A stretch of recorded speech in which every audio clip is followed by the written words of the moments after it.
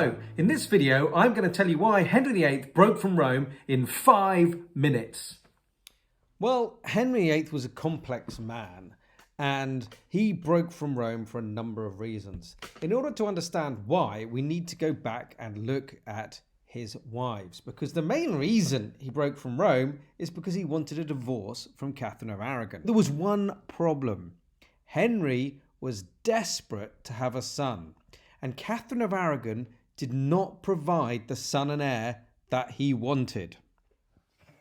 Oh no, I've had another girl.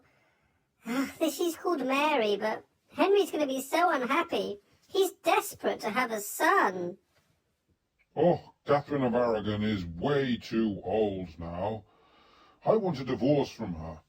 I've fallen in love with the beautiful young Anne Boleyn.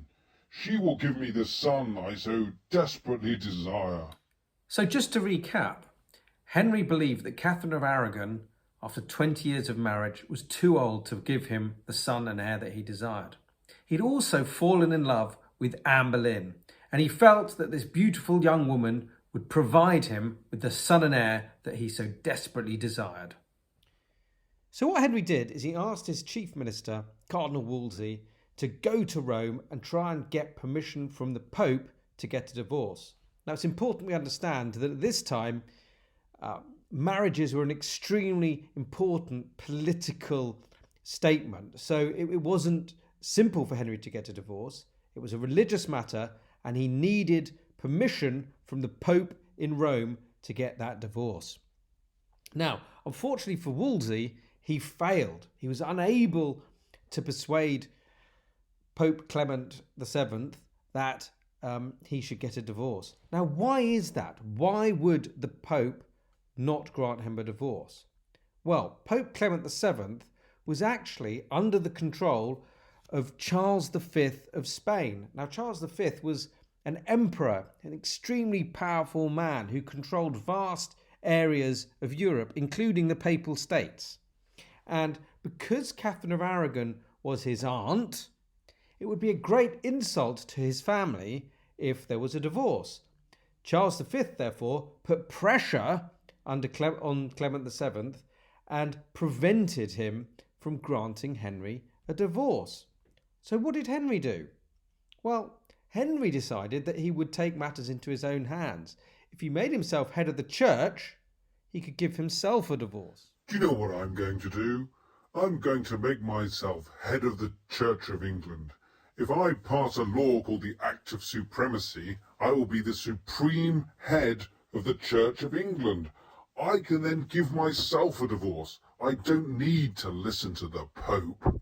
Now, Thomas Cromwell was extremely influential in this. Now, he was a Protestant, and he explained to the king that if he passed an Act of Supremacy, he could make himself supreme head of the Church of England.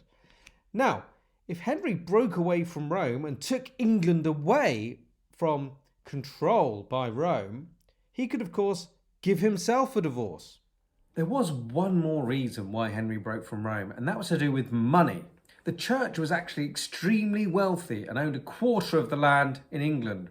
Henry realised that if he took over the church, he could get his hands on its wealth. Yes, taking over the church gave me a chance to get my hands on its wealth. The church owned a quarter of the land in England, and I was able to sell some of that off to wealthy nobles and make myself rich. Ha ha ha! Also, some of those pesky monks stayed loyal to Rome.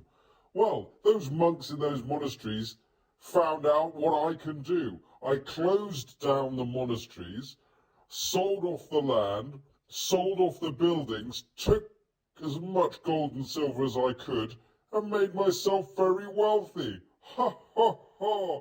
That's our 5 minutes up, but let's just sum up our 3 main reasons why Henry VIII broke from Rome. He was desperate to get a divorce from Catherine of Aragon. He needed a son to give himself the heir that he needed. He was also in love with Anne Boleyn and so passionate about her that he was willing to do anything to marry her. Now, this wasn't just his love for her, it was also the fact that he felt she'd give him the son that he so desperately wanted. And finally, money and power played a factor. He wanted the wealth of the church. He was bankrupt, and he knew that if he took over the church, he could get hold of its money. But he would also have power over the monks and the nuns and the priests who had previously been loyal to Rome.